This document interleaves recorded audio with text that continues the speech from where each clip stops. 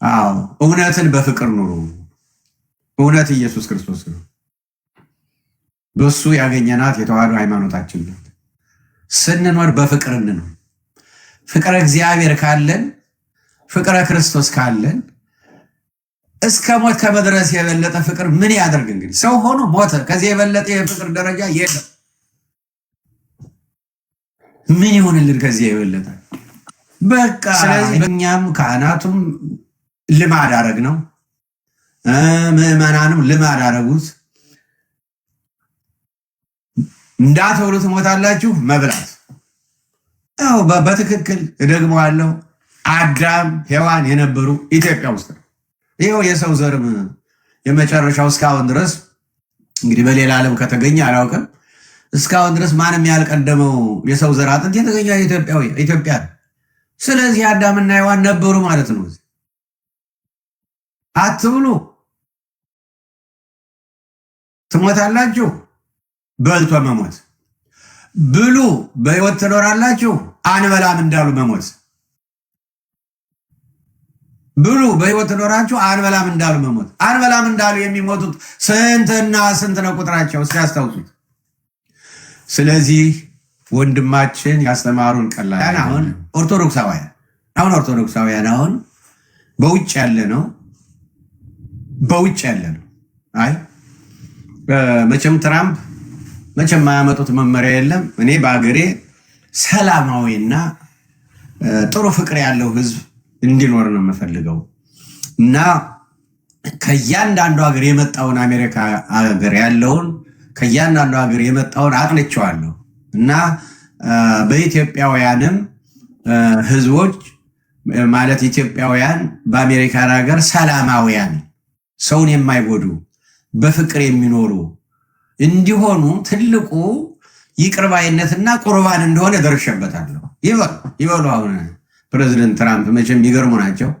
ደርሼበታለሁ። ስለዚህ አሜሪካን ውስጥ የምትኖሩ ኢትዮጵያውያን በጥናት ደርሰንበታል። ቂመኞች በብዛት እንዳላችሁ ተረድተናል። ስለዚህ ቂምን ትታችሁ የተጣላችሁ ካልታረቃችሁ ደግሞ መታረቃችሁ የአፍ አይደለም የልብ መሆኑን ደግሞ ሳተላይት አለ ሪሜል ቴክኖሎጂ ያያችኋል። ታርቃችሁ ደግሞ የማትቆርቡ ኢትዮጵያውያን ካላችሁ በአሜሪካን ሀገር መኖር አትችሉ። ይሄን ካላስተካከላችሁ፣ ከተጣላችሁት ጋር ካልታረቃችሁ፣ ታርቃችሁ ካልቆረባችሁ በ48 ሰዓት በካቴና ታስራችሁ ወደ ሀገራችሁ ትመለሳላችሁ ቢባል ሁሉም ቆራሉ። ለምን? ከአሜሪካ ላለመውጣት። እንግዲህ ለመታዘዝ ያክል አለመታዘዝ ደግሞ ሌላው ስንፍና እንዳይሆንና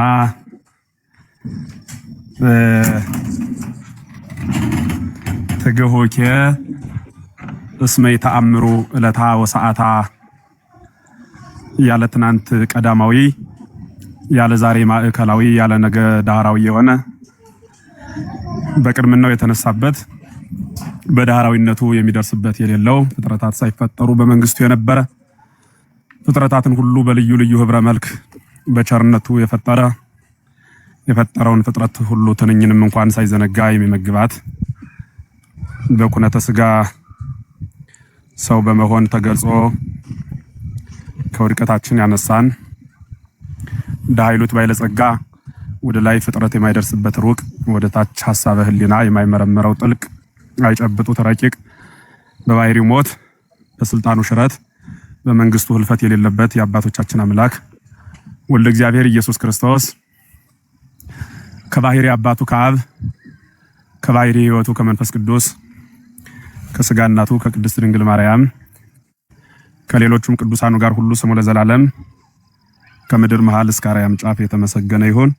ብፁዕ አባታችን አቡነ በርናባስ ታላቁ አባታችን የወንጌል ምልክታችን የቤተ ክርስቲያን አለኝታችን ነውትና ስላገኘሁት እጅጉን ደስ ብሎኛል።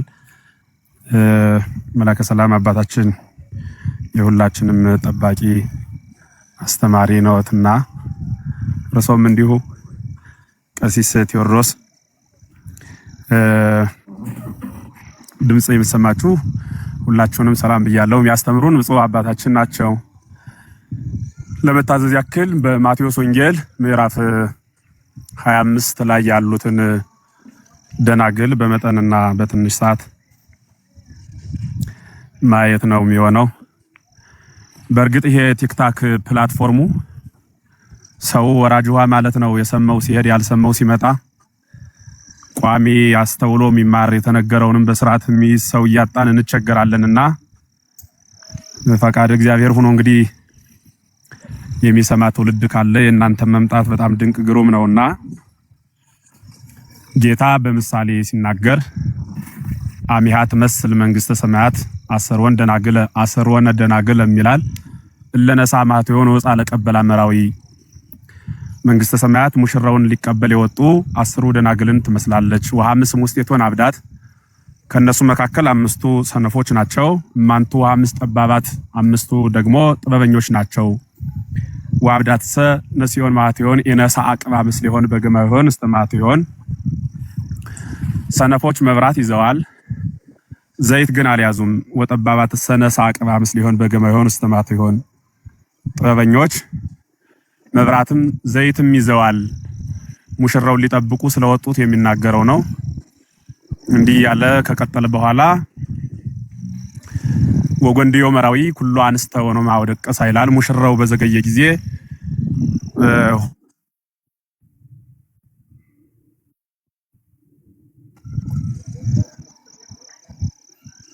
ሰነፎቹም ልባሞቹም ተኙ ብሎ ቃሉ ይጀምራል። ከዚያ ይቀጥልና ወጎንዲዮ መራዊ ኩሉ አንስተው ነው ማውደቀሳ ሙሽራው በዘገየ ጊዜ ሁሉም ተኙ ይላል። ታሪኩን አጠር ለማድረግ በኋላ ሙሽራው ዘግይቶ መጣ።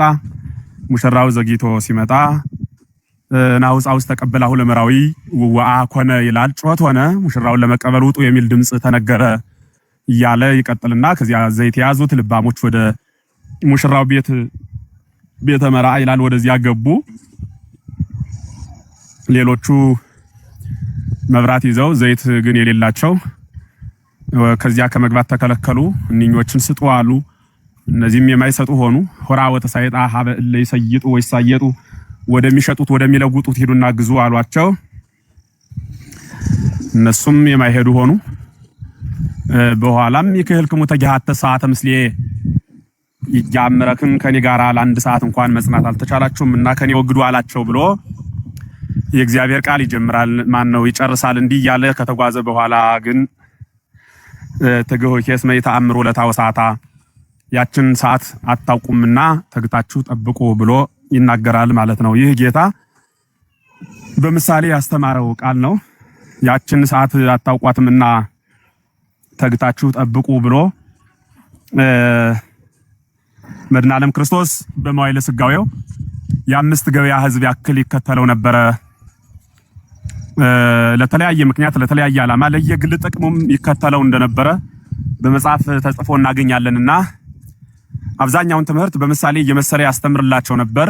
ወመሰለ ሎሙ እያለ መጽሐፉም እንደሚነግረን ሌላም ምሳሌ መሰለላቸው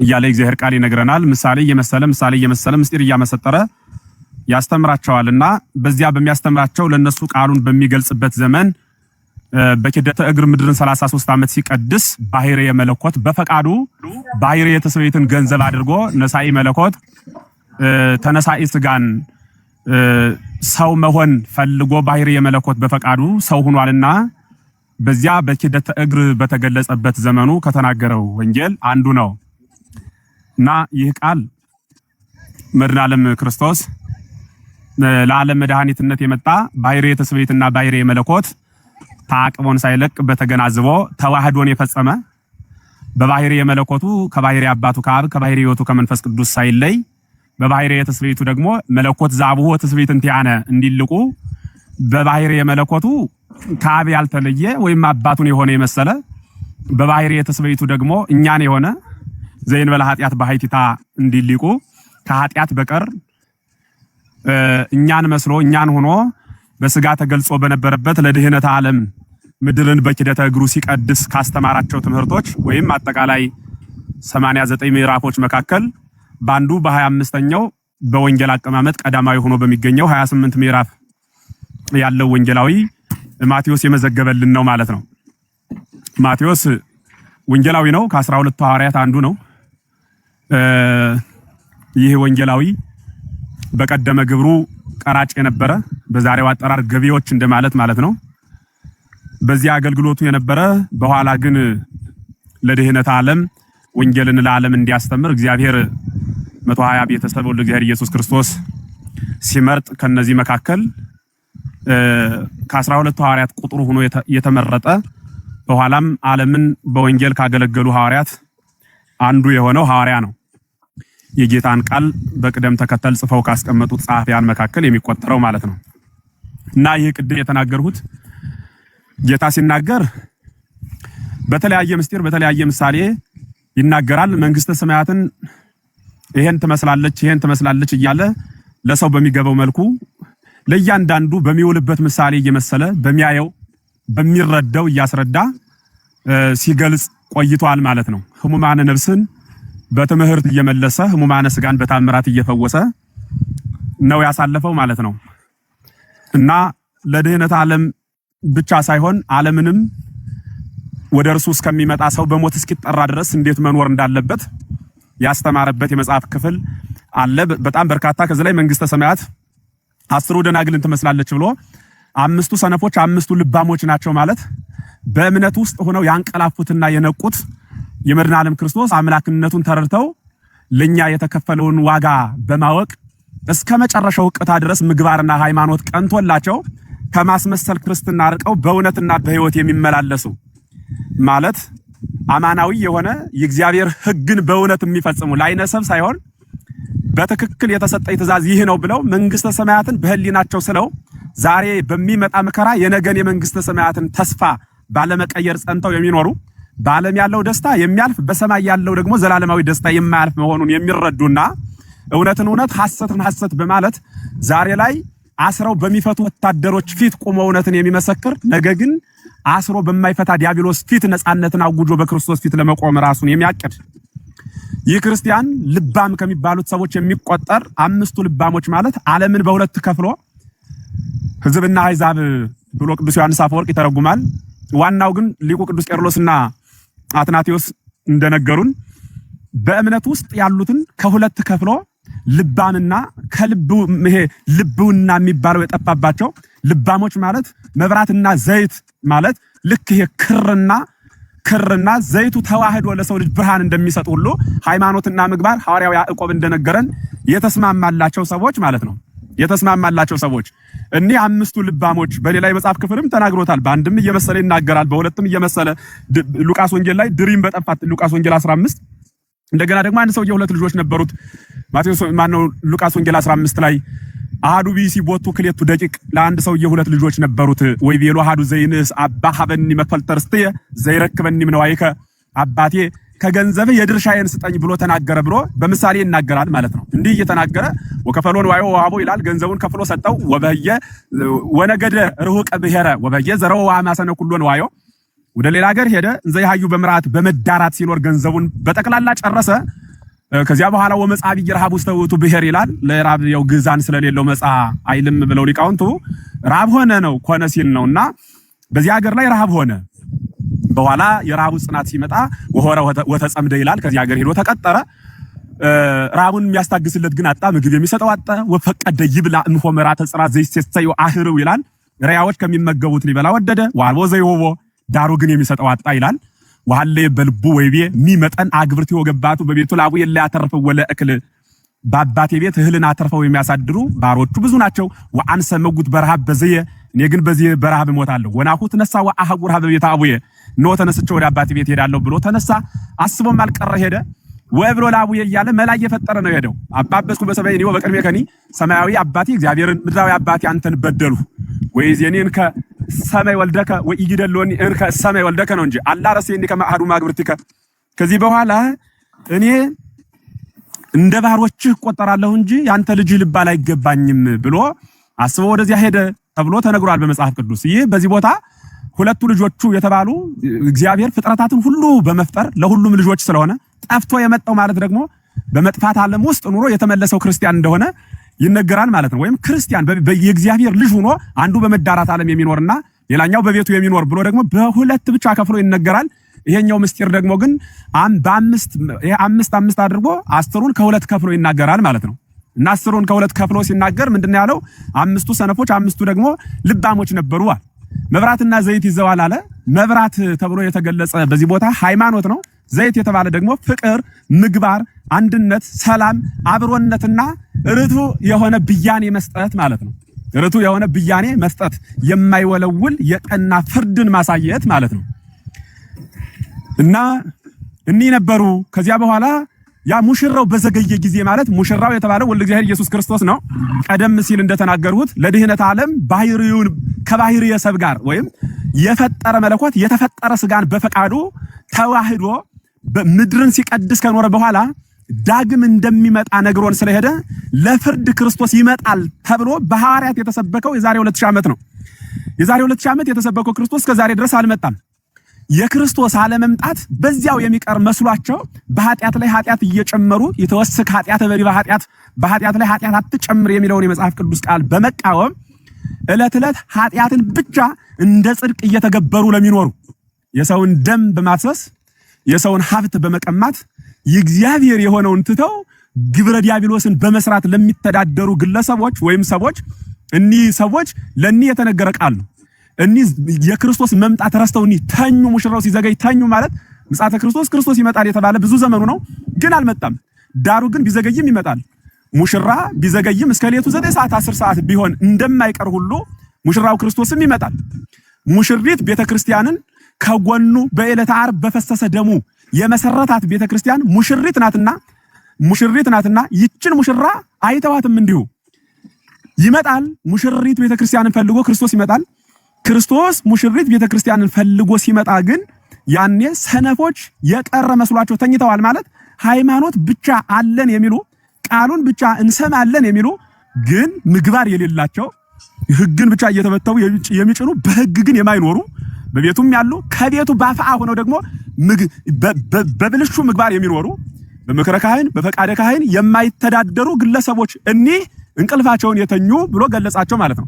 በኋላ ሙሽራው መጣ ማለት ሙሽራው ወልደ እግዚአብሔር ኢየሱስ ክርስቶስ ሲመጣ ሙሽሪት ቤተክርስቲያንን ሲረከባት የዚያች ሙሽሪት ቤተሰቦች ማለት እኒህ ሰነፎች በቤተክርስቲያኗ ጥላ ስር ያሉ ግን ሰነፎች የተኙት ማለት ነው።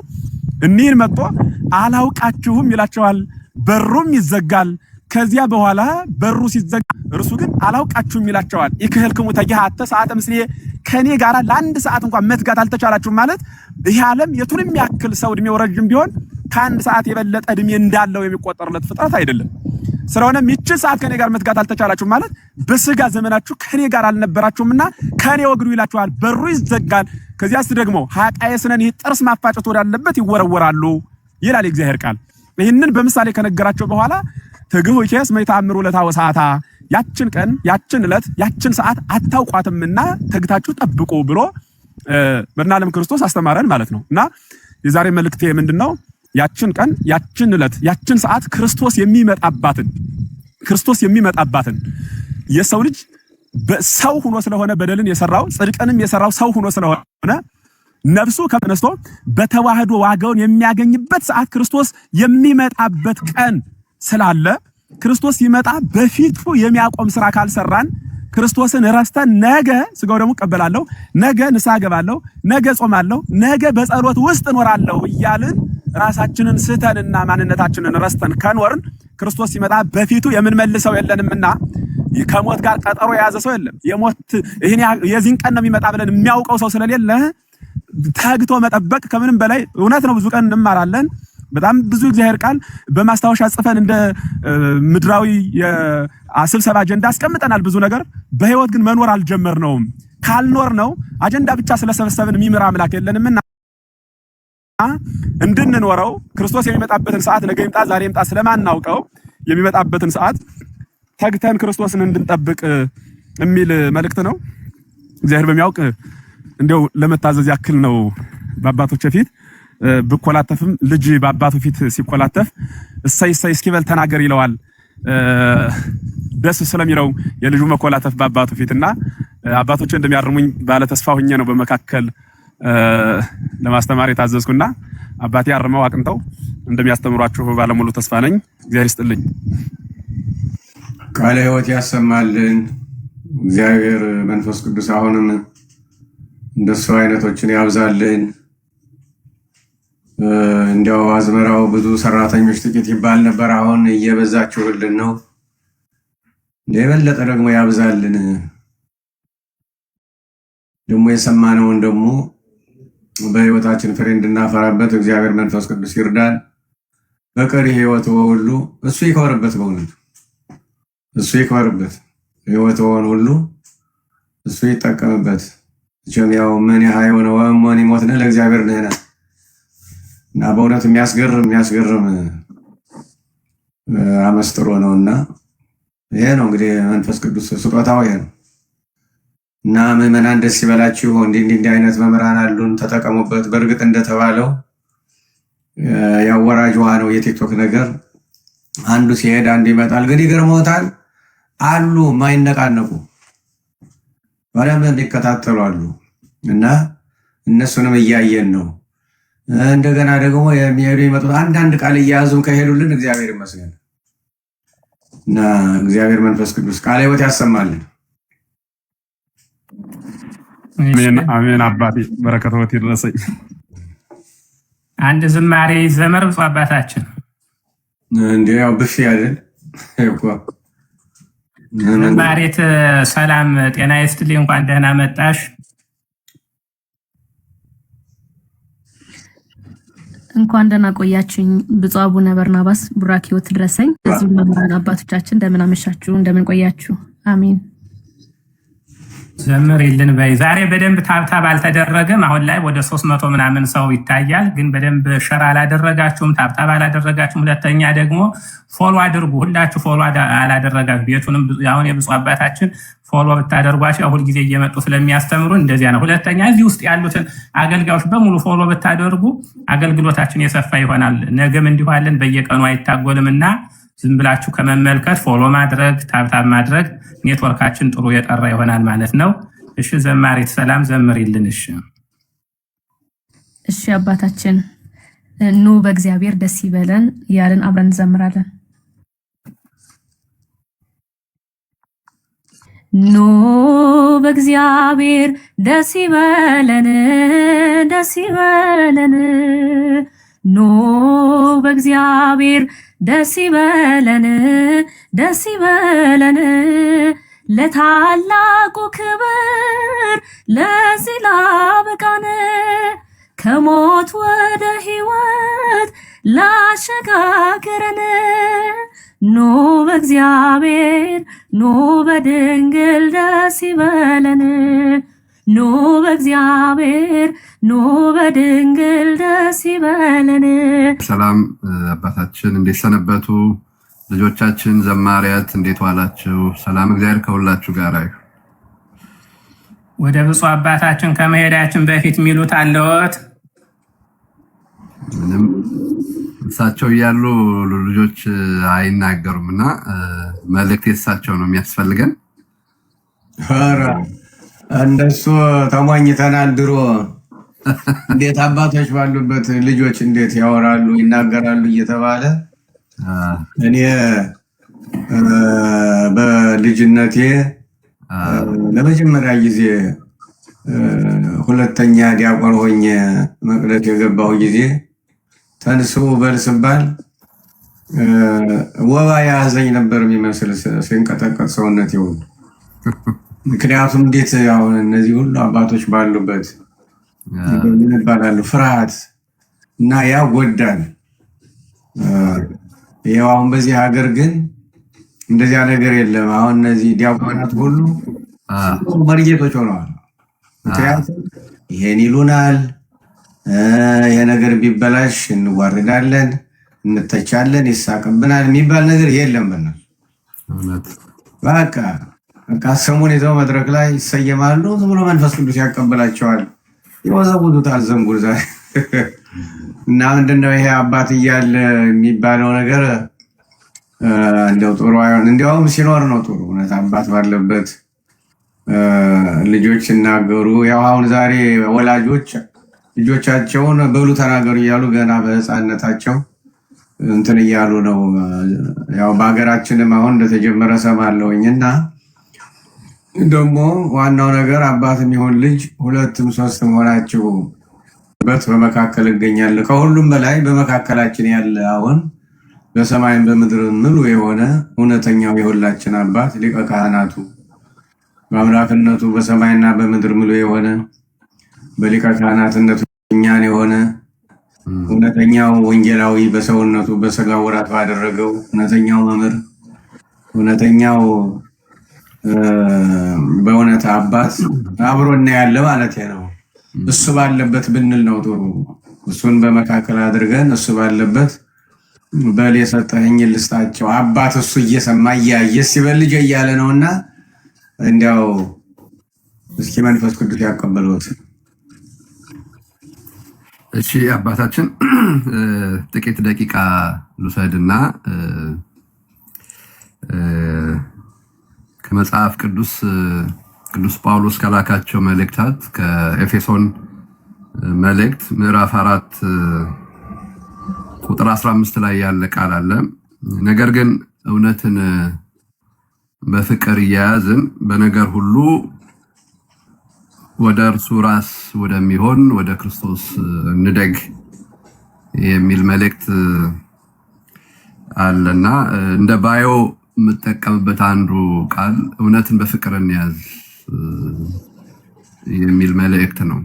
ስለዚህ ማስተላልፈው መልእክት እውነትን በፍቅር እንያዝ በሚለው ላይ ይሆናል። እንደዚህ አይነት ተመሳሳይ የመጽሐፍ ቅዱስ ክፍሎች በብዙ ቦታ ላይ ተጽፈው እናነባለን። የተወሰኑትን ለማየት ለምሳሌ የቅዱስ ጳውሎስን መልእክት ደግፎ ወንጌላዊው ቅዱስ ዮሐንስ በአንደኛ ዮሐንስ ምዕራፍ 3 ቁጥር 18 ላይ ልጆቼ ሆይ በስራና በእውነት እንጂ በቃልና በአንደበት አንዋደድ የሚል ቃል አለው እና ሁልጊዜም ስራና እውነት ከቃልና ከአንደበት እንደሚበልጡ፣ ፍቅር ደግሞ መያዝ፣ መነገር፣ መሰበክ ካለበት በእውነት መሆኑን አጽንቶ ይነግረናል። ከዚያም ወደ ትንቢቱም ስንሄድ ዘካርያስ በትንቢቱ በምዕራፍ 8 ቁጥር 16 ላይ የምትሰሩት ነገር ይህ ነው፣ እያንዳንዳችሁ ከባልንጀሮቻችሁ ጋር እውነትን ተነጋገሩ፣ በበር በአደባባያችሁም የእውነትን ሰላም ፍረዱ እያለ ደግሞ እውነት መነጋገር፣ እውነትን መሰረት አድርጎ መፍረድ፣ እውነትን በፍቅር መያዝ እንዳለበት ይነግረናል። በተመሳሳይ መልኩ እዛው ቅዱስ ጳውሎስ በኤፌሶን መልእክቱ ምዕራፍ 4 ቁጥር 25 ላይ ውሸትን አስወግዳችሁ እርስ በርሳችን ብልቶች ሆነናልና እያንዳንዳችሁ ከባልንጀሮቻችሁ ጋር እውነት ተነጋገሩ የሚል የመጽሐፍ ቅዱስ ቃላትን እናያለን። እንግዲህ ከዚህ ተነስተን ብዙ ነገሮችን ልናነሳ እንችላለን። እንደምታውቁት ውሸት በነገሰበት ዓለም ላይ ስለ እውነት መናገር ብዙ ሰው ይፈራል። እውነትን መኖር ብዙ ሰው ይፈራል። አንዳንዶች ደግሞ እውነትን ያለ ፍቅር ይናገራሉ። እውነት መነገር ካለበት ሊነገር የሚገባው ፍቅርን መሰረት አድርጎ ነው። ስለዚህ የክርስቲያኖች ሁሉ ጥሪ ሁለቱንም አንድ ላይ አድርጎ እውነትን በፍቅር መያዝ፣ እውነትን በፍቅር መናገር እንደሆነ ነው ቅዱስ ጳውሎስ አስምሮ የሚነግረን። የምናመልከው አምላክ የፍቅር አምላክ ነው። ፍቅር ደግሞ እንዴት ባለ መልኩ እንደተገለጠ በቃል ብቻ ሳይሆን በተግባርም አሳይቶናል። ጠላቶች ሳለን እግዚአብሔር በልጁ ሞት እንዴት ይቅር እንዳለን የምንመለከተው ጉዳይ ነው። ስለዚህ እውነት አምላካችን ኢየሱስ ክርስቶስ ነው። እውነት እግዚአብሔር ነው። እውነት ቅንነት ነው። እውነት ሐሰትን፣ ውሸትን መተው ነው። ስለዚህ ሰው ለማስደሰት ብለን እውነትን ማጥፋት እንደማይገባ የእግዚአብሔር ቃል ይነግረናል። እውነት ጊዜ ሊጥለው ይችላል እንጂ አይቀየርም። ሁላችንም ማወቅ የሚገባን መሰረታዊ መልእክት እሱ ነው። ለምሳሌ አንድ በሽተኛ ሐኪም ቤት ሄዶ ሐኪሙ ሊዋሸው እንኳን ቢችል እውነታውን አይቀይረው። ከታመመ ታሟል። ስለዚህ አንዳንዴ እውነት ሊያሳምም ይችላል፣ ግን ትልቁ መድኃኒቱ እውነት ነው። ስለዚህ እውነት በፍቅር መነገር፣ እውነት በፍቅር መሰበክ፣ እውነት በፍቅር መኖር ያስፈልጋል። ስለዚህ እውነት ሰው ሲናገር የሚናገርበት መንገድ ተቀባዩ ዘንድ የሚኖረው ትርጉም ሊለያይ ይችላል። ሊለያይ የሚችለው በፍቅር ሲነገርና በፍቅር ሳይነገር። ስለዚህ የእግዚአብሔር ቃል የእግዚአብሔር እውነት በፍቅር ለምዕመናን ለልጆቻችን በሚነገርበት ጊዜ የሚደርሰው መልእክት ጥሩ ይሆናል ማለት ነው። እውነት ያለ ፍቅር ሊጎዳ ይችላል። በመጽሐፍ ቅዱስ እንደምናነበው የሚነግረን ነገር አለ። በቅንነትም ሲፈጸም ደግሞ ሰዎችን ወደ ሕይወት ማምጣት የሚችል አቅም አለ። እውነት በፍቅር ካልተነገረ ግን የሚነገረው ነገር እንኳን እውነት ቢሆን ሰዎች ላይመጡ ይችላሉ። ያችን በዮሐንስ ወንጌል በምዕራፍ 8 ላይ የምናነባትን ሴት ከሳሾች ቢመጡም በፍቅር በእውነት ያቀረባት መድኃኔ ዓለም ኢየሱስ ክርስቶስ እንዴት ባለ መልክ እንደተመለከታት የምናነበው ነው። ስለዚህ እውነት ሁልጊዜም ቢሆን በቁጣ በንቀት ሳይሆን በፍቅር በትህትና መያዝ እንዳለበት የእግዚአብሔር ቃል ይነግረናል። በተቃራኒውም ደግሞ ፍቅርም ያለ እውነት ደግሞ እንደማያድን ተጽፏል። ፍቅርና እውነት የሚጣጣሙ ተባብረው ሊሄዱ የሚገባቸው ነገር ነው። ስለዚህ የተሳሳተውን ሰው ምንም አይደለም ብለን ልናልፈው እንችላለን። ነገር ግን ሊነገረው የሚገባው እውነት ከቀረ ፍቅር ላይሆን ይችላል። ስለዚህ አባት የሚወደውን ልጁን እንደሚቀጣ አባት የሚወደውን ልጆች እንደሚቆነጥጥ ሁሉ እግዚአብሔርም የሚወዳቸውን ልጆቹን ሊቆነጥጣቸው ሊገስጻቸው ይችላል። ስለዚህ እውነት በፍቅር መያዝ አለበት። ቢወደንም ብንቆነጠጥ ልንቆነጠጥ እንደሚገባ በመጽሐፍ ቅዱስ ተጽፏል። ወላጆች ልጆቻቸውን የሚቆጡበት መንገድ አለ፣ የሚገርፉበት የሚቆጡበት መንገድ አለ። ያ ስለጠሏቸው አይደለም፣ ነገር ግን ተጣመው እንዳያድጉባቸው የሚያደርጉት አካሄድ ነውና አምላካችንም ከቅድስናው እንድንካፈል ለጥቅማችን ይቀጣናል ተብሎ በዕብራውያን ምዕራፍ 12 ቁጥር 8 ጀምሮ እንደተጻፈልን ያለ ቅጣት ሳይሆን በፍቅር ሆነን የምንቀጣው ቅጣት ሁልጊዜም እኛን ማዳን የሚችል ነው። ስለዚህ እውነትን በፍቅር እንዴት እንያዝ ከተባለ በትህትና ነው። ሰዎች ትሁት መሆን አለባቸው። ሊያደርጉት የሚገባቸውን ነገር እያደረጉ ግን የማንጠቅም ባሪያዎች ነን ሊሉ ይገባቸዋል። እዚህ ዓለም ላይ አጋንንትን ከምንረታባቸው ከምናሸንፍባቸው ጉዳዮች መካከል አንዱ ትህትና ነው። ማስመሰል በብዙ ነገር ይችላል አጋንንት፣ ግን ትሁት መሆን አይችልም። አሐዜ መንጦላዕት ቅሩበ እግዚአብሔር ከነበረበት ስፍራ መውረድ የቻለው አልቦ ትህትና ስለነበረ ነው። ስለዚህ እውነት በፍቅር መያዝ ካለበት በትህትና ነው። እውነት በፍቅር እንዴት እንያዝ ለሚለው በጸሎት ነው።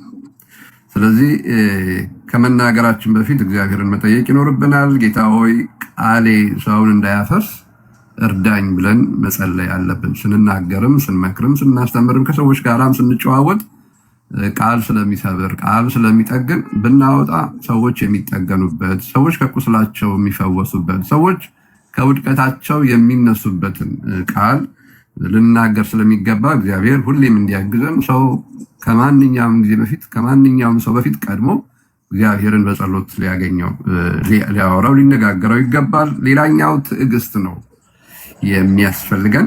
ሰዎች ቅጽበታዊ የሆነ ለውጥ አንጠብቅም።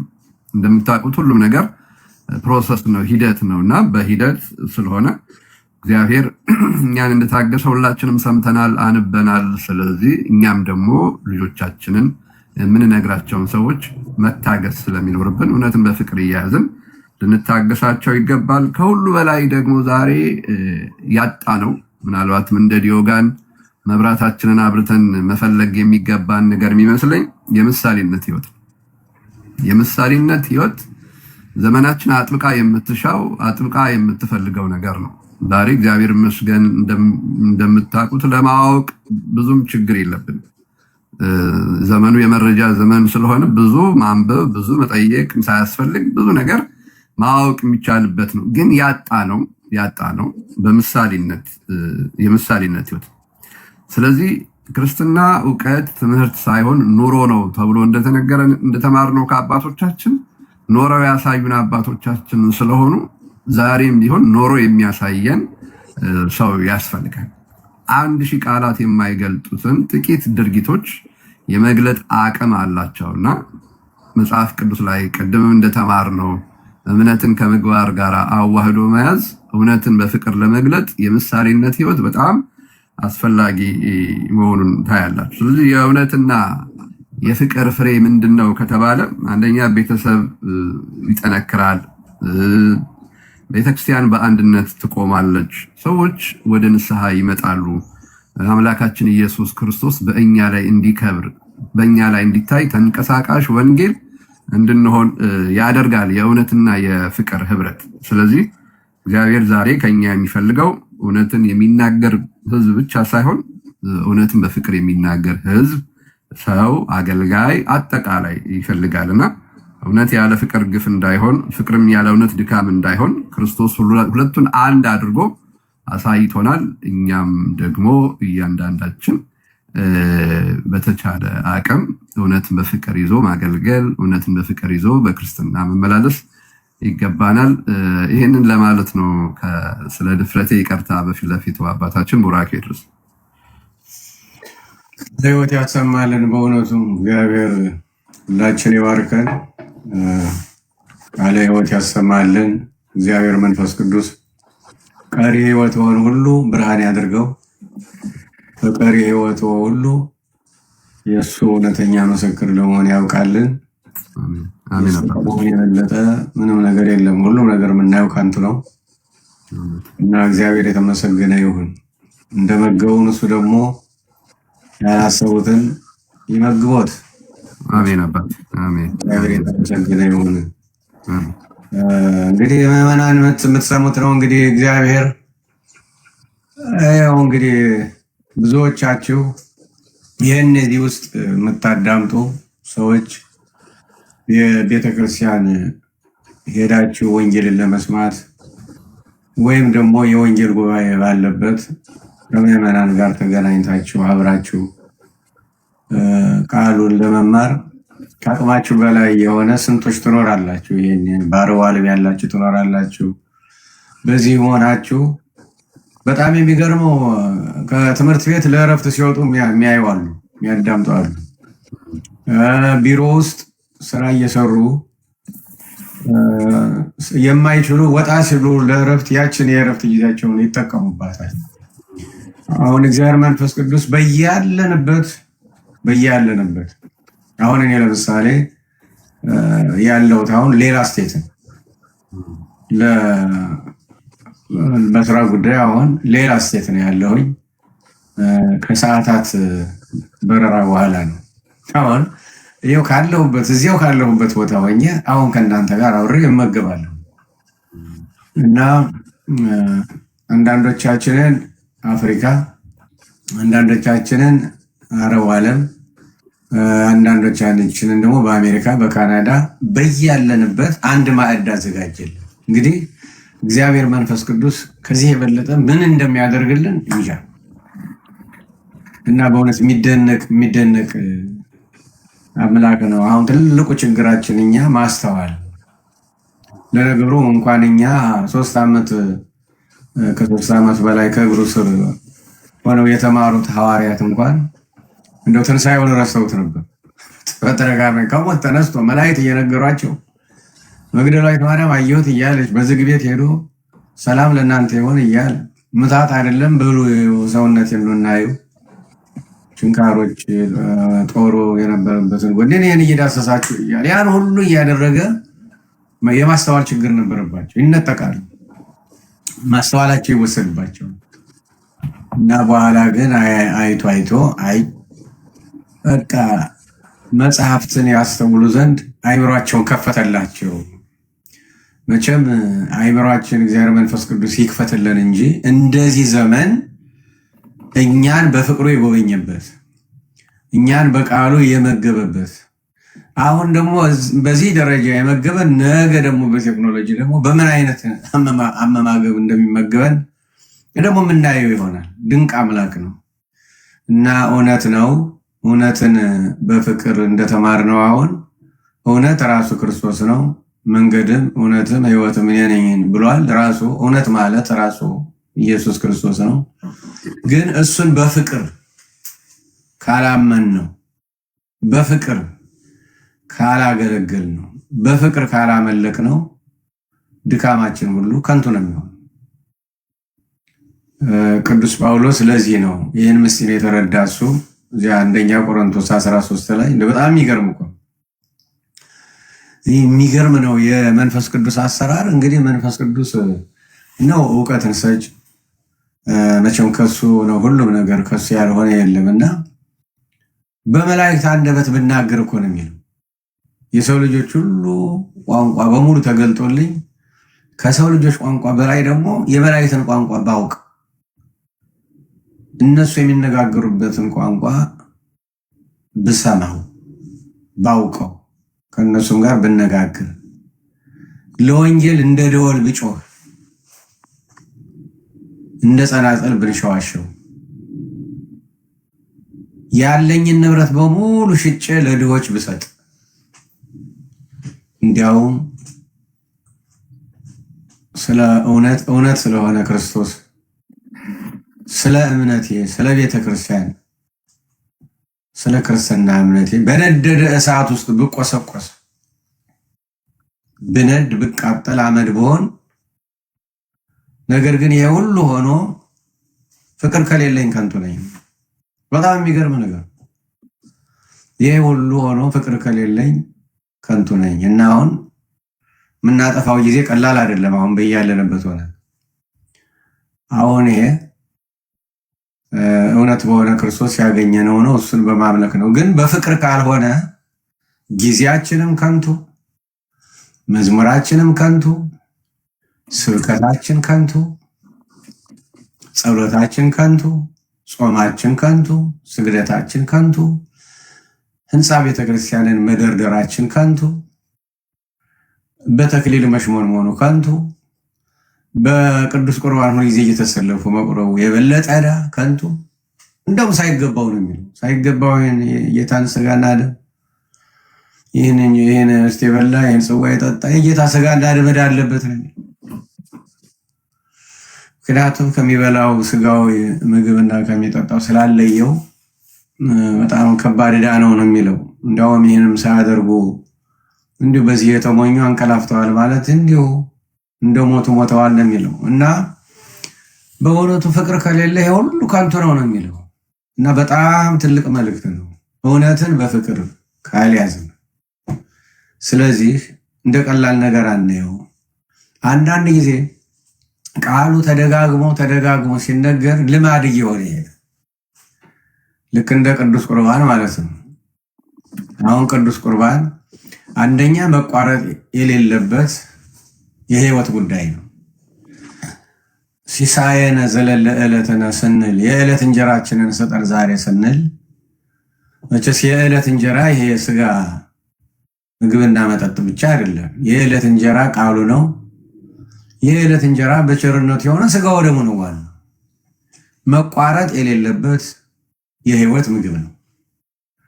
መቋረጥ የሌለበት የኃጢአት ስርየት ምስጢር ነው፣ ኃይል ነው። መቋረጥ የሌለበት በእውነቱ በየቀኑ ከኃጢአት በሽታ የምንፈወስበት የእድሜ ልክ ክኒናችን ነው፣ መድኃኒታችን ነው። አንዳንድ መድኃኒቶች ያሉ እድሜ ልክ የሚወሰዱ የስኳር ሊሆን ይችላል፣ የደም ግፊት ሊሆን ይችላል።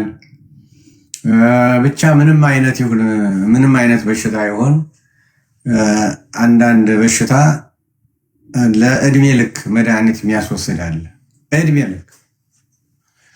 እድሜ ልክ ምክንያቱም ለመኖር ነው፣ ደግሞ በደስታ ነው። ዋናው ነገር አለመሞታቸውን መኖራቸውን ነው የሚፈልጉት። ያን እድሜ ልክ በየቀኑ ሰዓቱን ጠብቀን የምንወስዳቸው መድኃኒቶች አሉ።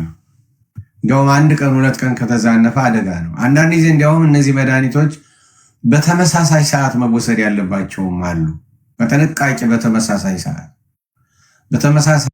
በተመሳሳይ ሰዓት ካልሆነ ምናልባትም ደግሞ ብዙ ላይ ጠቅሙን እንደሚችሉ እና ደግሞ አንዳንድ መድኃኒቶች የሚገርሙት ደግሞ በባዶ ሆድ የሚወሰደው ያለ ምግብ በባዶ ሆድ እና ሲሳየነ ዘለለ ዕለትነ የዕለት እንጀራችንን ስጠን ዛሬ የተባለ ስጋው ደግሞ ምን ጊዜም ቢሆን ቢቻል በየቀኑ ነበር።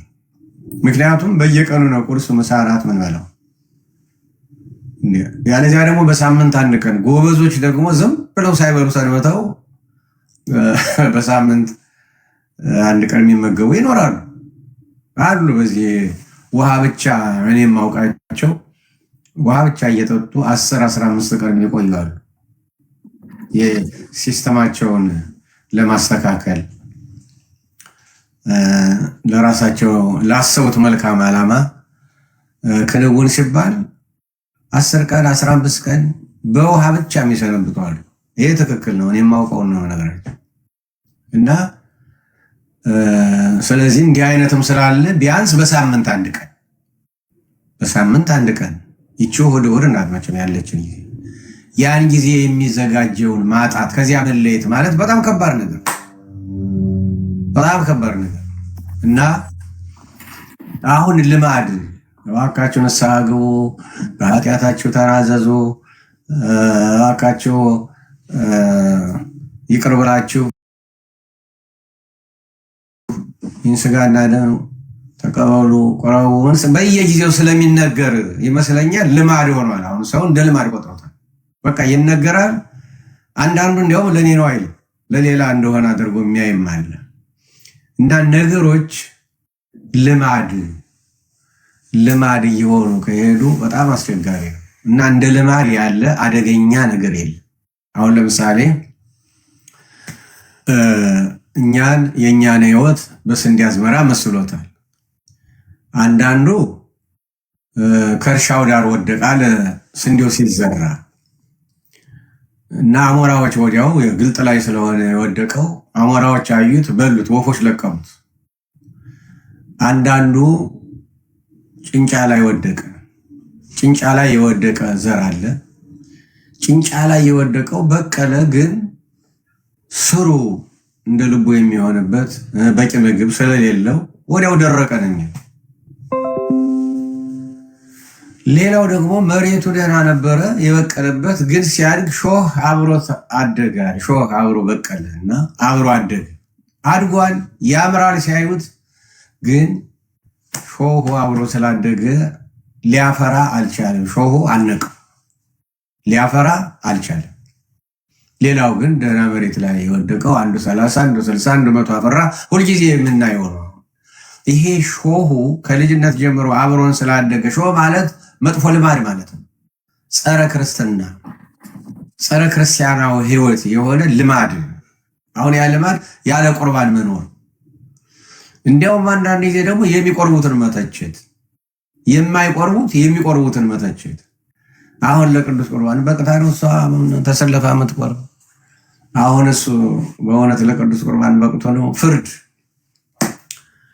እና ነገሮች ሁሉ ልማድ እየሆኑ ከቅዱስ ቁርባን ጀምሮ ማለት ነው። ታረቁ ሲባል ልማድ፣ ቂሙን ይዞ መመላለስ ቤተክርስቲያን፣ ቂም ይዞ መጸለይ፣ ቂምን እንደያዙ መጾም፣ ቂምን እንደያዙ መመጾት፣ ቂምን እንደያዙ መስገድ፣ ቂምን እንደያዙ ትሩፋት እና በጣም የሚገርም ነገር ነው። ስለዚህ አሁን ባጭሩ መምህራችን አሁን እንዳስተማሩን እውነትን በፍቅር እውነት የሆነ ክርስቶስን ስናመልከው በፍቅር ነው። አገልግሎታችን ሁሉ በፍቅር ይሁን። ደግሞ ፍቅር እንዲሁ በቀላሉ የሚገኝ ወርቅ አይደለም። ደቡብ አፍሪካ ያው የወርቅ አገር ነው እንደምታውቁት እና ወደ ስንት ኪሎ ሜትር ነው ወደ ታች ወርቅ ለማውጣት በጣም ከባድ ጥልቀት ነው ወደ ታች እና ያ ይጎበኛል። በሊፍት ነው መሰለኝ ይገባል። አሁን እንደ ሊፍት አይነት ነገር ነው ያለው። ይገባል፣ ይጎበኛል። እኔ አልሞክረውም ብዬ ነው የቀረውኝ።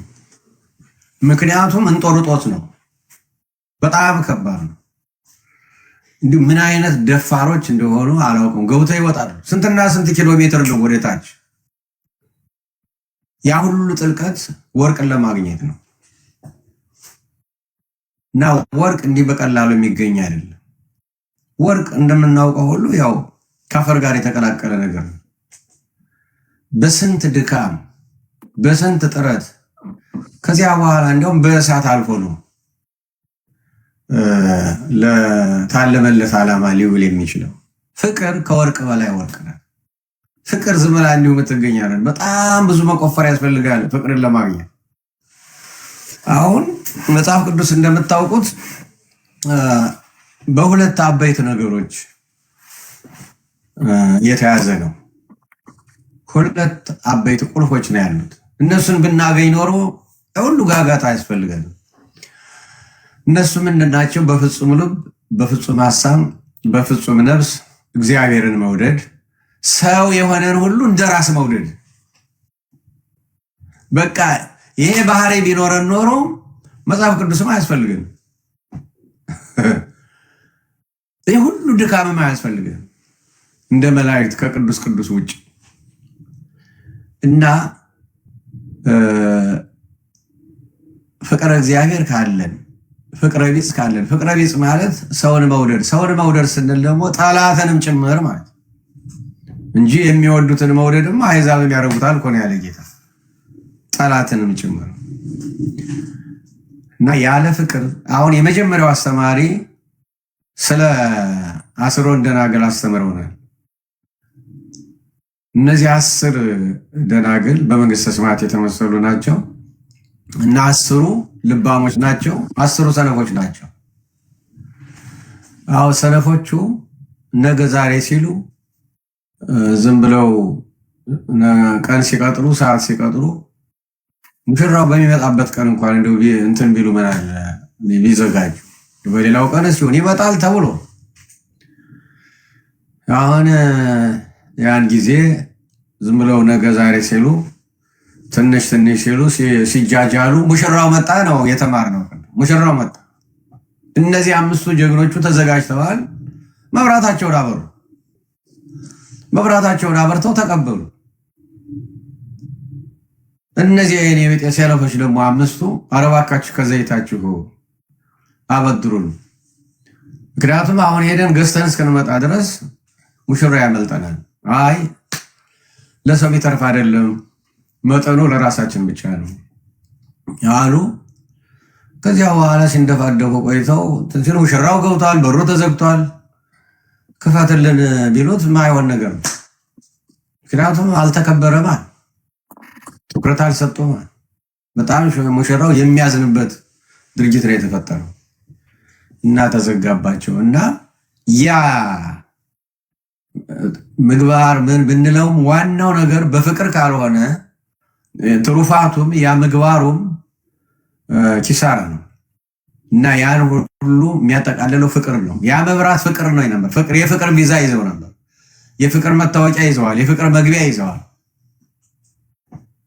እና ያለ ፍቅር እንደው ሞኝነት ነው። እንደ ልማድ አድርገን አንየው። የተጣላን ሰዎች ካለን፣ በጣም የጎዱን ሰዎች ካሉ ቢያንስ ፎቶቸውን እንደምንም አግኝተን ሁልጊዜ ፎቶቸውን እያየን መጸለይ ያስፈልጋል። ፎቶቸውን እያየን የእግዚአብሔርን ቃል ማስታወስ፣ ጠላትን ውደድ የሚለውን ሌላውን ዋናው ነገር በምንም መንገድ ይሁን በምንም እነዚያን ሰዎች የምንወድበትን ልምምድ ያስፈልጋል። ማንኛውንም እንደው ጠላት ላይ አተኮርን እንጂ ከባድ ስለሆነ ማንኛውንም ሰው ለመውደድ ልምምድ ያስፈልጋል። ፕራክቲስ ልምምድ ያስፈልጋል። ኤክሰርሳይዝ ያስፈልጋል። ያለ ልምምድ የሚሆን ነገር የለም እንዴ። የዝሙት ኃጢአትም እኮ ያለ ልምምድ አይሆንም። የስርቆት ኃጢአት እኮ ያለ ልምምድ አይሆንም እንዴ። የመግደል ኃጢአትም እኮ ያለ ልምምድ አይሆንም። በጩቤ ከሆነ እንዴት ተደርጎ ነው? በቆመጥ ከሆነ እንዴት ተደርጎ ነው? በድንጋይ ከሆነ አወራወሩ አነጣጠሩ እንዴት ተደርጎ ነው? በጥይት ከሆነ አተኳኩስ እንዴት ተደርጎ ነው? በመርዝ እንኳን ለመግደል ልምምድ ያስፈልገዋል። ዝም ብሎ አይደለም ሰውን ለመግደል። እንዴ ኃጢአትን እኮ ያለ ልምምድ እንዲሁ ዝም ብሎ ድንገት መስራት አይቻልም። እንዴ ውሸትም እኮ በልምምድ የመጣ ነው። ምንድነው የሚባለው? አንድ አባት ልጁን ውሸት ሊያስተምር ይዞት ይወጣል ከቤት ውጭ እና ማታ ነው፣ ጨረቃዋን ትመለከታታለህ ይለዋል አባትየው ልጁን። አዎ እዚያ ጨረቃዋ ላይ የሚያበራየውን ገበሬ ታየዋለህ። ማበራየት ማለት ጤፍን ወይም ሌላውን ምርቱን ከገለባው መለየት ማለት ነው። ያን ለማድረግ በሬዎች ይረጋግጡታል። ብዙ በሬዎች በህብረት ሆነው ይረጋግጡታል እና ስለዚህ ያ ገበሬው ጨረቃ ላይ አውድማ ጥሎ ሲያሄድ ታየዋለህ። አውድማው ይታያል ይለዋል። እንግዲህ ምርቱን ከገለባው ለመለየት ከእብቁ ከአበቁ ለመለየት ስለሆነ እብቅ የሚባል አበቅ የሚባል አለ። የማይጠቅም የሚጣል ማለት ነው። አንዳንድ ጊዜ ለከብቶች ይሰጣል፣ ለእንስሳት ይሰጣል። ያለዚያ አይጠቅምም። ምርቱ ይወሰዳል፣ ያ አበቁ ይቀራል እና ያ ከአይን ከገባ በጣም ይጎዳል። እሱ ጥንቃቄ ያስፈልገዋል እና እዚያ ጨረቃ ላይ ያ ገበሬ አውድማ ጥሎ የሚያበራየውን ታየዋለህ ይለዋል። አዎ ይታያል። አሁን በሬዎቹ አውድማው ይታያል። አዎ እንዲያውም አበቁ ከአይን የገባብኛል። ጨረቃ ላይ የሚበራየው አውድማው የአውድማው እብቁ ወይም አበቁ የማይጠቅመው ነገር ከአይን ሲገባ የሚጎዳው ከአይኔ ገባል። ልጅ እንዲያውም ከኔ በልጣል አንተ እኔ አይቻለሁ እንድትለኝ ነበር። ጭራሽ ደግሞ አበቆ ወይም እብቁ ከአይኔ ገባ ካልክ ሰልጥናልኛል አለ። እንደገና ደግሞ ሲነጋ ሩቅ የሆነ ተራራ አለ። የተራራውን ጫፍ ያሳየዋል። እዚያ ላይ ድኩላ ይታያል ይለዋል። ከተራራው ጫፍ ድኩላ ማለት የሚዳቁ አይነት ፍየል አይነት ማለት ነው። የበረሃ ፍየል እንበለው። ያ ድኩላ ይታያል አለው። እዚያ ተራራው ጫፍ ይታያል። ይሄ ቀንዱ ትልልቅ የሆነው ይለዋል። አይ አንተ በቃ ከኔ በልጣል። እሱ አይቻለሁ ብሎ ውሸቱ እንዲለማመድለት ነበር። እንዲያውም ቀንዱም ታየው ለልጁ እና ውሸትም እኮ ከወላጆች በተደጋጋሚ ካልተሰማ ከወላጅ ካልተሰማ አይገኝም። እንዲሁ ዝም ብሎ አይገኝም። ውሸትም እኮ በልምምድ ነው። አንድ ልጅ ውሸትን የሚማረው ተወልዶ ባደገበት ቤተሰብ፣ ተወልዶ ባደገበት አካባቢ፣ በሚማርበት ትምህርት ቤት፣ አብሮት በሚኖረው በማህበራዊ ኑሮ ውስጥ ነው እና ውሸትን መለማመድ እና ውሸትን በልምምድ ነው። እርግማን በልምምድ ነው። መሐላ በልምምድ ነው። እንደ መሐላ መቼም እግዚአብሔርን፣ ሚካኤልን፣ ገብርኤልን፣ ማርያምን እናቴ ትሙት አባቴ ይሙት እኔ ልሙት ከዚህ የበለጠ እግዚአብሔርን የሚያሳዝነው ኃጢአት የለም። ግን አብሮ ያደገ ሾህ ስለሆነ እንዲያውም እንዲህ አይነቱ መሐላ ብዙ ጊዜ ጎልቶ የሚታየው በእኛ በቤተክርስቲያን ሰዎች ነው። በጳጳሳት፣ በመነኮሳት፣ በቆራባያን፣ በቀሳውስት፣ በዲያቆናት በጣም በሚገርም ሁኔታ በሽማግሌዎች ከማይጠበቁ ሰዎች አንደበት አዛኘን፣ ወላዲተ አምላክን፣ መድኃኔዓለምን ምን የማይባል ነገር አለ። አሁን ይሄ አብሮ ያደገ ገዳይ ሾህ ነው እና አሁን ይሄ የኃጢአት ጎርፍ ዝም ብሎ የሚመረተው በየቀኑ መሐላን አስመልክቶ፣ እርግማንን አስመልክቶ፣ ስድብን አስመልክቶ ዝም ብሎ አይደለም፣ በልምምድ የተገኘ ነው። በልምምድ የተገኘ ነው እና ኃጢአት ዝም ብሎ አይደለም። አሁን በሀገራችን ድሮ የገሌ ጎሳ ይሄ የገሌ ጎሳ ወይም ደግሞ የገሌ ክልል ነው የነገሌ ክልል ነው ከኔ ምን ልታደርግ መጣህብኝ አይታወቅም። እኛ ልጆች ሆነ ግን ፖለቲካ ገባና የጎሳ ብሔር ፖለቲካ ገባና ከዚያ ለስልጣናቸው ሲሉ ባለስልጣኖች፣ ለኑሯቸው ሲሉ ካድሬዎች በቃ አካል ገዝተው ነው አካል እስኪገዛ ድረስ አስተማሩት። ወጣቱን አለማመኑት እንጂ አሁን ኢትዮጵያ ውስጥ ለምሳሌ ኑሮ አንድ አይነት ነው። ህዝቡ ድሃ ነው።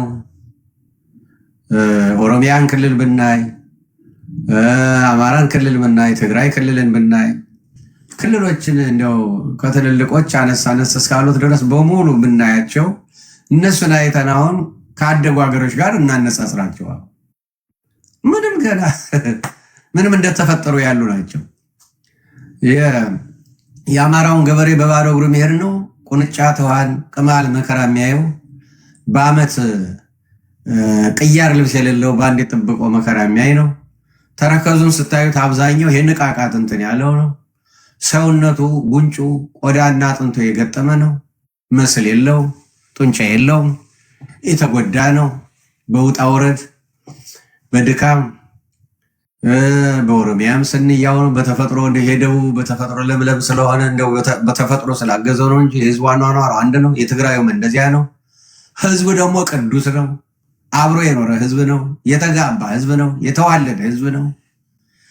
እንደው በአንዱ አካባቢ አንዱ ነፍስ በእጁ ሲጠፋበት እንኳን ለምሳሌ በአማራው አካባቢ ነፍስ ሊጠፋበት ያለው ድል መሰደድ ስለሆነ ኦሮሚያ ሄዶ እንደ ልቡ ተሸጉጦ ወልዶ ከውዶ ሀገሬ ብሎ ይኖራል። በኦሮሚያ ያለው ደግሞ ወደ ትግራይ ወደ አማራ ወይም ወደ ሌላው ይመጣ። እንደዚህ ነበረ። አሁን ይሄን አዲስ ትውልድ አለማመዱት።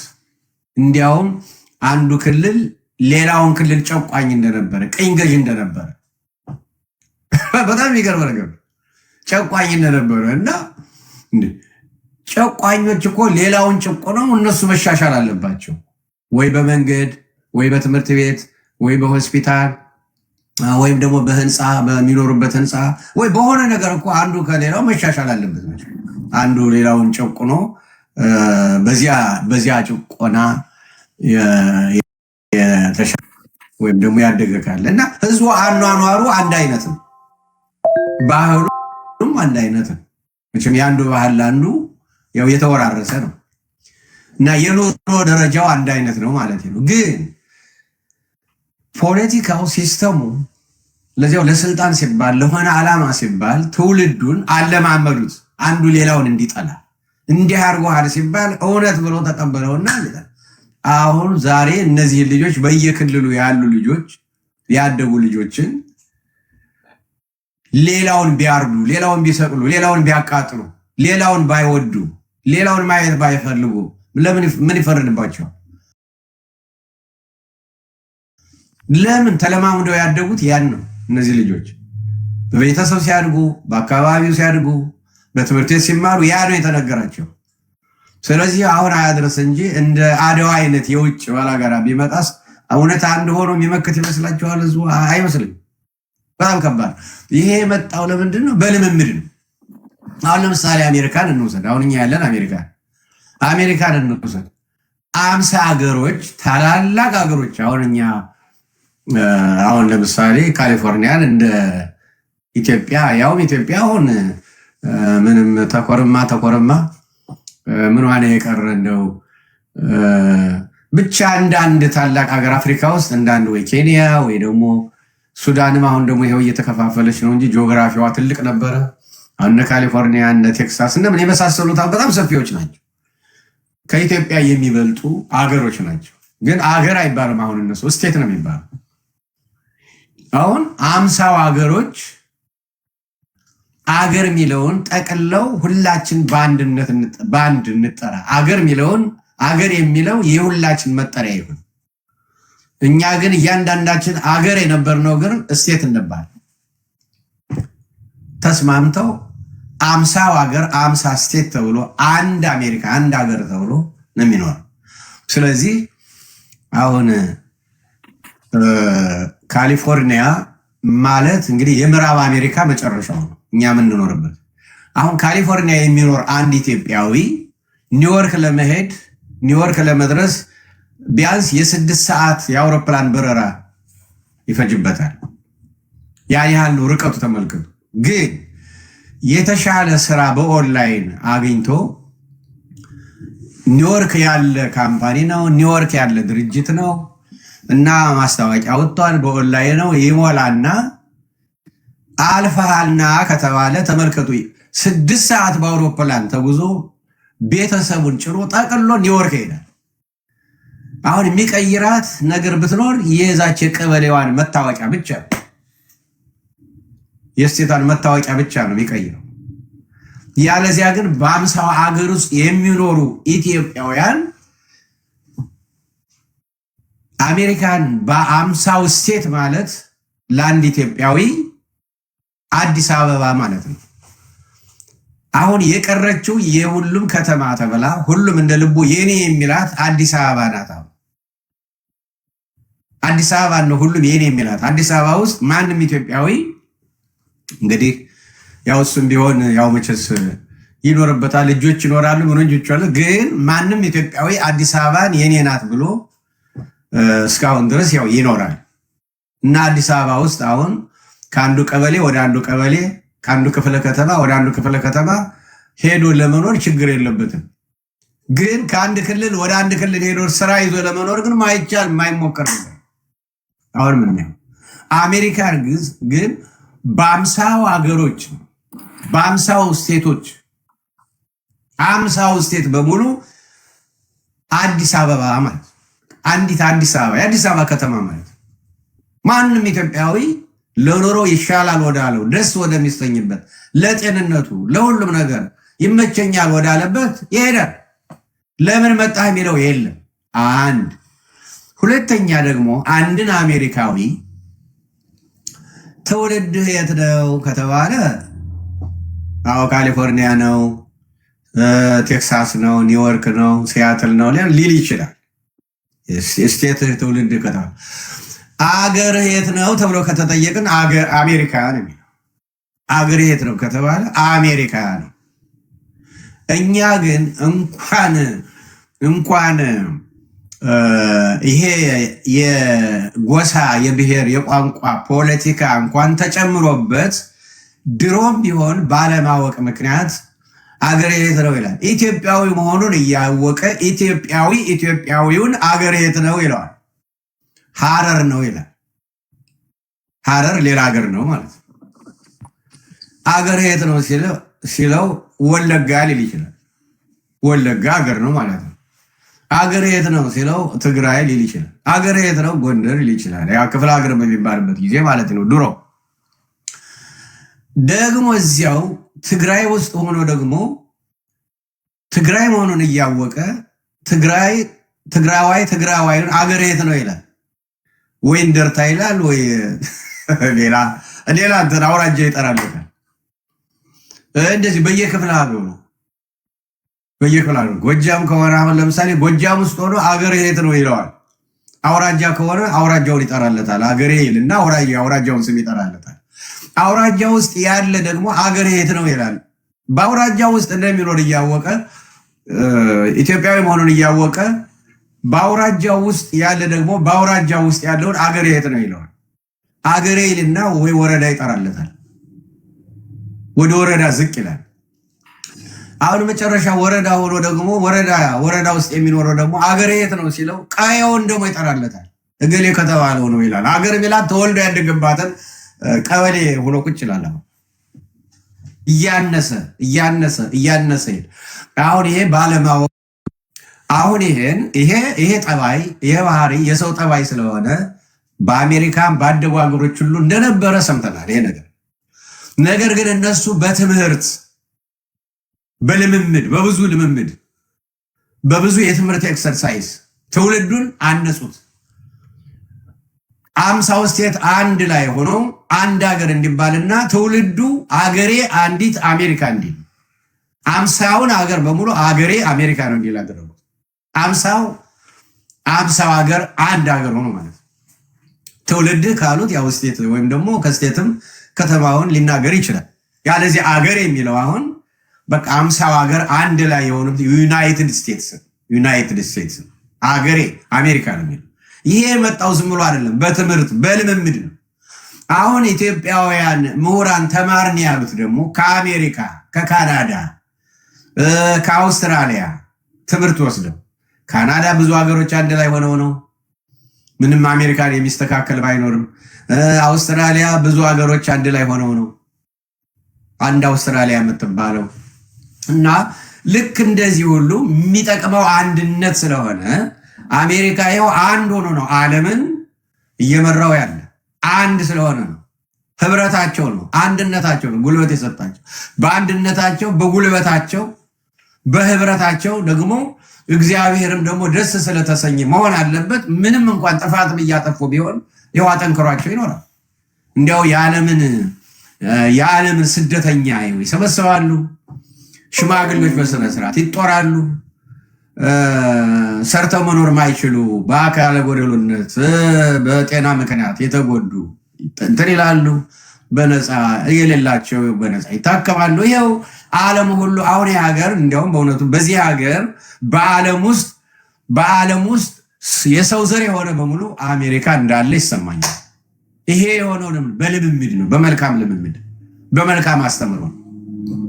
ስለዚህ ኢትዮጵያ መሆን የነበረበት አሁን የአፍሪካ የነፃነት ጮራ፣ የነፃነት ፋና ወጊ፣ አፍሪካ ከቅኝ ገዢዎች ነፃ እንድትወጣ ትልቁን ሚና የተጫወተችው ኢትዮጵያ ናት።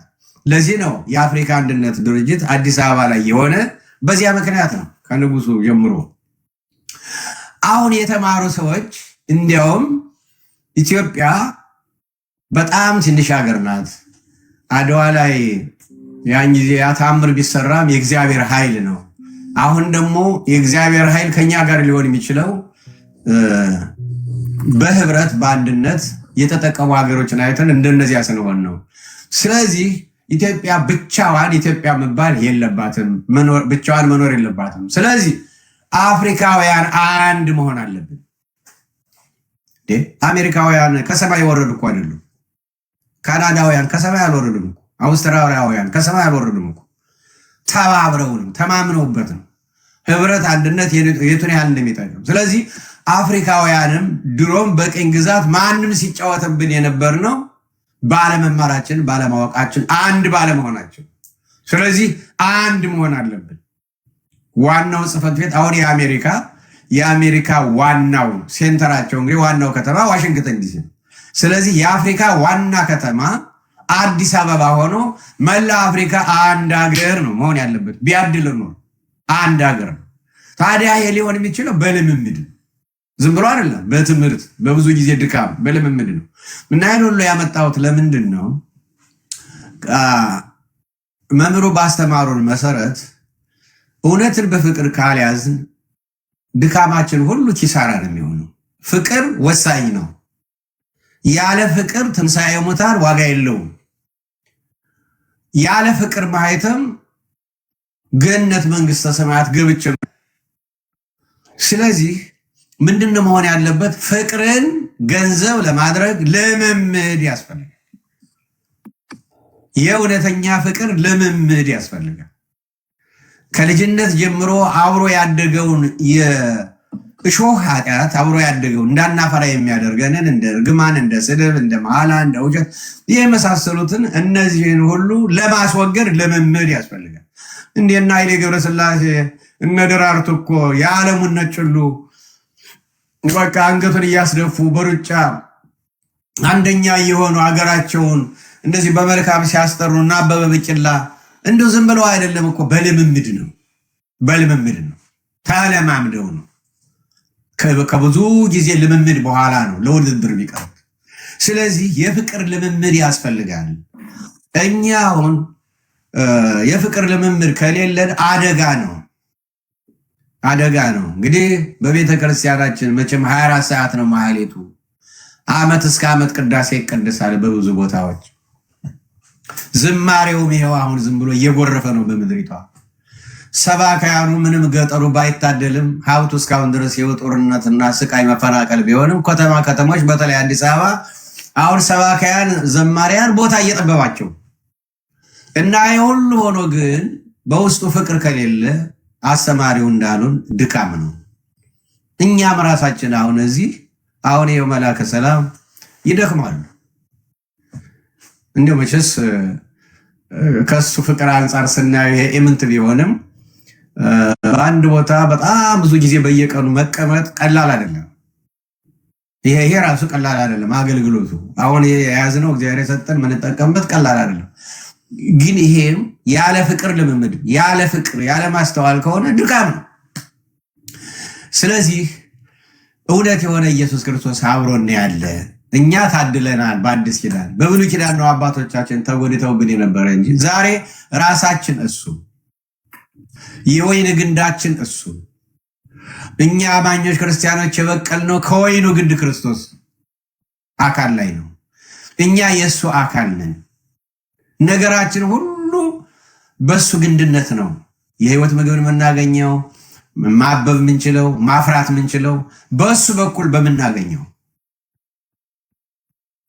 እንዴ የማይሸነፍ ኃይል ነው ያለን፣ የማያልቅ ኃይል ነው ያለን፣ የማያልቅ ጸጋ ነው ያለን፣ ከሱ ጋር ነው ያለን። አሁን እሱ የተቸገረው በነፃ ፈቃዳችን ማይጠቅመንን ነገር ለመተው መወሰን ስላቃተን፣ ብንወስንለት ልባችን ተከፈተለት ማለት ነው። በልጅ ቆሜ አንኳኳለሁ የሚከፍትልኝ ባገኝ ይገባል። እና ነፃ ፈቃዳችን ነው አሁን እሱ ዝም ብሎ ደጅ የሚጠራው ከፍቅሩ የተነሳ ነፃ ፈቃዳችን የስድብን መንፈስ ለመተው መወሰን። እንዲያውን እንደ አንድ ምሳሌ ልንገራቸው፣ ራሴን እንደ ምሳሌ አድርጌ ልንገራቸው። እኔ በልጅነቴ ስድብም እሳደብ ነበር፣ እርግማን መራገም ነበር።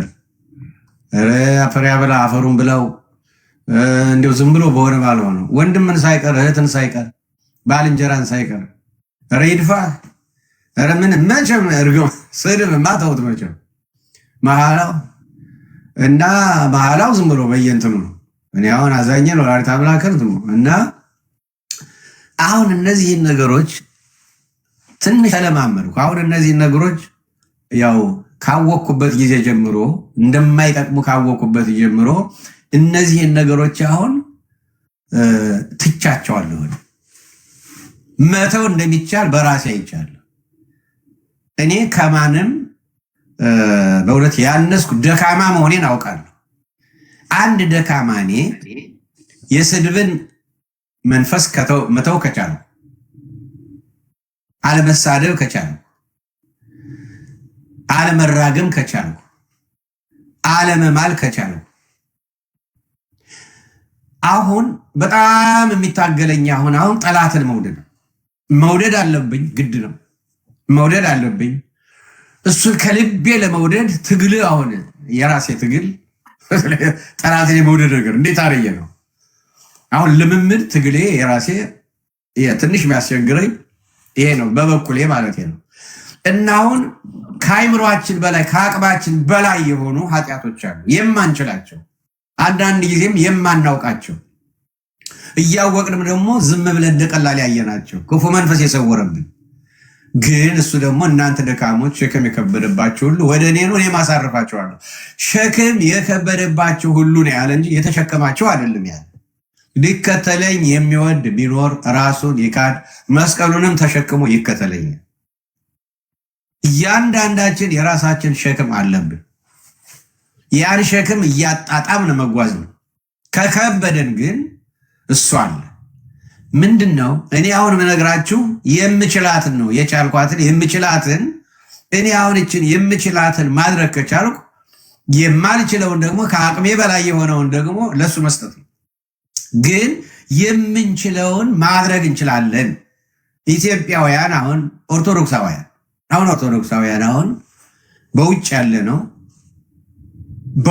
ነው አይ መቼም ትራምፕ መቼም የማያመጡት መመሪያ የለም። እኔ በአገሬ ሰላማዊና ጥሩ ፍቅር ያለው ህዝብ እንዲኖር ነው የምፈልገው እና ከእያንዳንዱ ሀገር የመጣውን አሜሪካ ሀገር ያለውን ከእያንዳንዱ ሀገር የመጣውን አቅንቼዋለሁ እና በኢትዮጵያውያንም ህዝቦች ማለት ኢትዮጵያውያን በአሜሪካን ሀገር ሰላማውያን፣ ሰውን የማይጎዱ በፍቅር የሚኖሩ እንዲሆኑ ትልቁ ይቅር ባይነትና ቁርባን እንደሆነ ደርሼበታለሁ።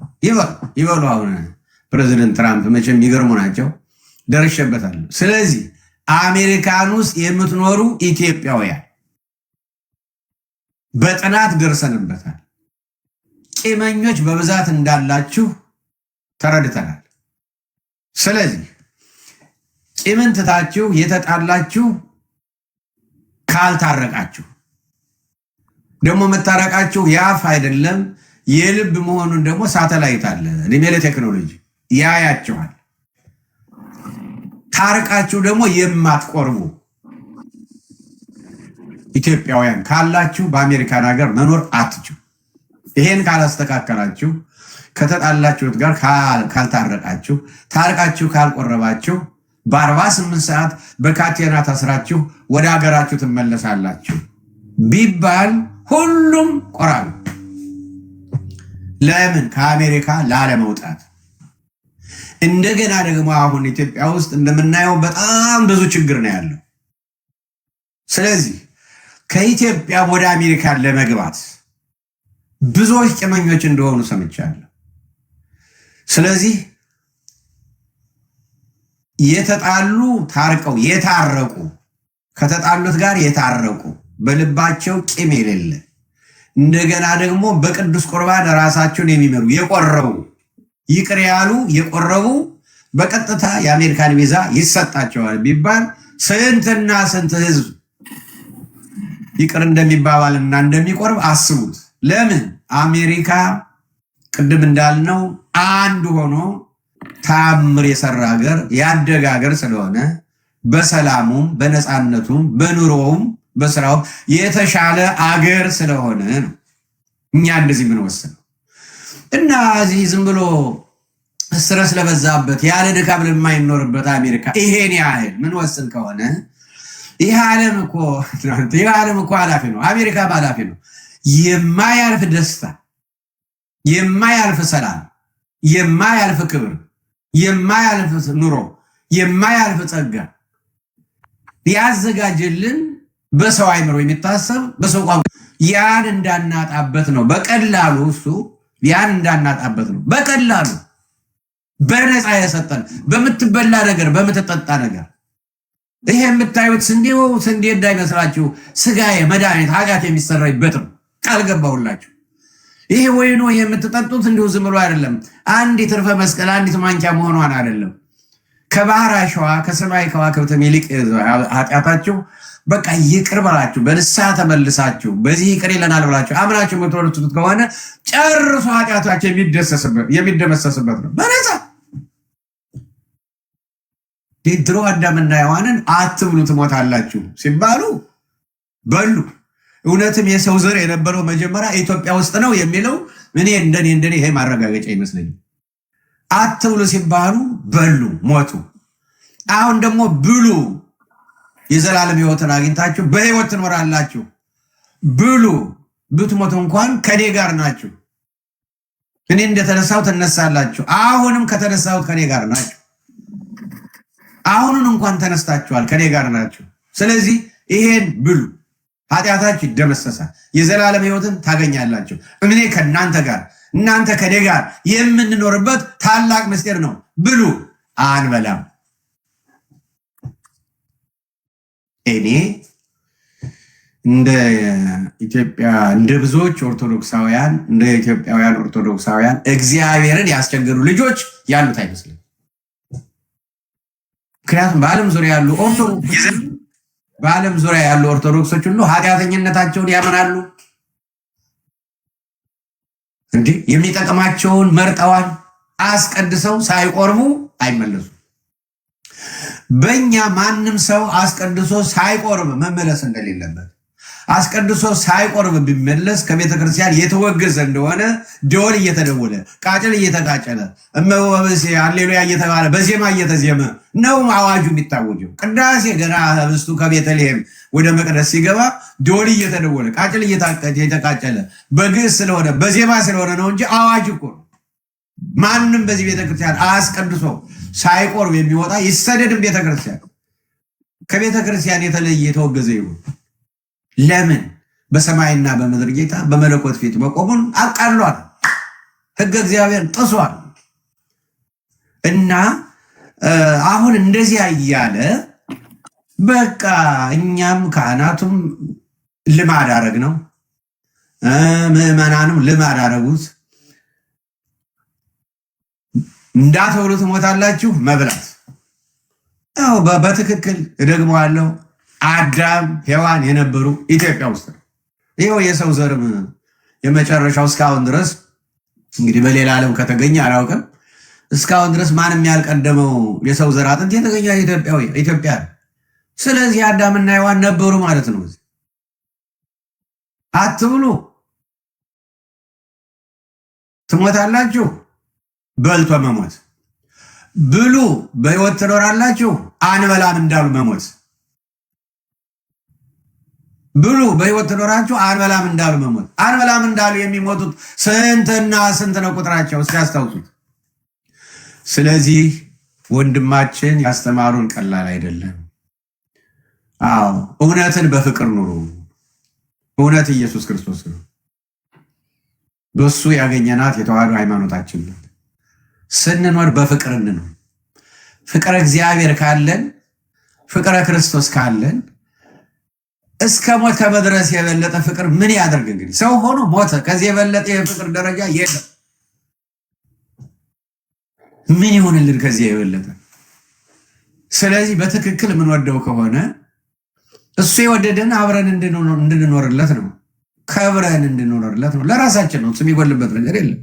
በባህሪው ቅዱስ አምላክ ነው። ምስጉን አምላክ ነው። ክቡር አምላክ ነው እና ስለዚህ ሁሉን ነገር ልማድ አናድርገው። ትምህርቱ ትክክል ነው እና እሱን በትክክል ምንወደው ከሆነ ንስሐ እንግባ፣ ሞኞች አንሁን፣ የበደሉንን ለእግዚአብሔር እንስተው፣ ይቅር እንበል፣ በኃጢአታችንን እናዘዝ፣ በቅዱስ ቁርባን እንታደስ፣ ከሱ ጋር እንኑር፣ በህይወት እንኑር ለማለት ነው ያስተማረን የመከረን እግዚአብሔር መንፈስ ቅዱስ ስሙ ለዘላለም የተመሰገነ ይሁን። መቼስ ሲጀመር ጀምሮ እንዲሁ ያዳመጣችሁ አላችሁ፣ ጊዜ ወስዳችሁ እግዚአብሔር ይባርካችሁ እና እግዚአብሔር ልቡናችን እንደ ሊዲያ ይክፈትልን፣ ሀገራችን ኢትዮጵያን ሰላም ያድርግልን፣ መላ አፍሪካን በምሕረቱ ይጎብኝልን፣ ማስተዋሉን ይስጥልን፣ አሜሪካን ዓለምን ሁሉ ሰላም ያድርግልን። ይኸው የዓለም ኑሮ እየተናጋበት ያለውን የመካከለኛውን ምስራቅ ጦርነት ያን እሳት እሱ ያጥፋልን። ስሙ ለዘላለም የተመሰገነ ይሁን። ለዛሬው በእኔ በኩል እዚህ ላይ ይበቃኛል። እንግዲህ መላከ ሰላም ዘማሪያኑ ደግሞ ይሄ እንግዲህ ዝም ብሎ በቀጥታ መልእክት የሚተላለፍ ነው። ደግሞ በመዝሙር የሚተላለፈው መልእክት ደግሞ የበለጠ ስለሆነ መዝሙሩ ቢቀጥል በእኔ በኩል እዚህ ላይ ይበቃኛል። እግዚአብሔር ይባርካችሁ። ተባረኩ። ሁላችን ይባርከን። ጤና ይስጥልኝ። ደህና ሁኑ። ቡራኬዎት ይደርብን። ብፁዕ አባታችን እግዚአብሔር ይስጥልን። አንተ ያለ ከየት ይገኛል? አምላክ እስራኤል ክበርልኝ። በዘላለም ፍቅር የወደድከኝ ክንዴ ዘወትር ያበረታኛል።